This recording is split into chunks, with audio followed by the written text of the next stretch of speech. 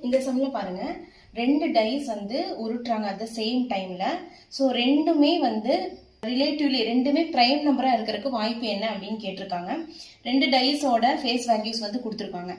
அதாவது 1க்கு பதிலாக 2 இருக்கு. 2 வந்து 2 டைம் வந்திருக்கு இல்லையா? ஸோ இதனோட ஃபேஸ் வேல்யூஸ், இதனோட ஃபேஸ் வேல்யூஸ். இது உங்களுக்கு புரியுதா? ஏதாவது புரியலன்னா கேளுங்க.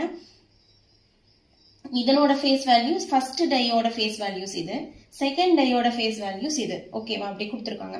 இப்ப எல்லாம் இதுல பிரைம் நம்பர் விழுந்தா இதுலயும் பிரைம் நம்பர் விழுகணும். அப்படி விழுகிறதுக்கு சான்ஸ் என்ன அப்படிங்கறத இங்க கொஸ்டின் இல்லையா?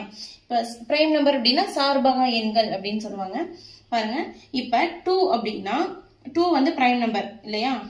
2 பிரைம் நம்பர், இந்த 2 பிரைம் நம்பர். ஃபர்ஸ்ட் பிரைம் நம்பர்ல என்னன்னு நம்ம ரவுண்ட் பண்ணிக்கலாம்.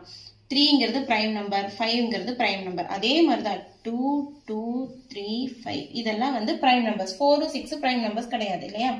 இப்ப இந்த 2 விழும்போது இங்க சான்சஸ் எத்தனை இருக்கு? 1, 2, 3, 4.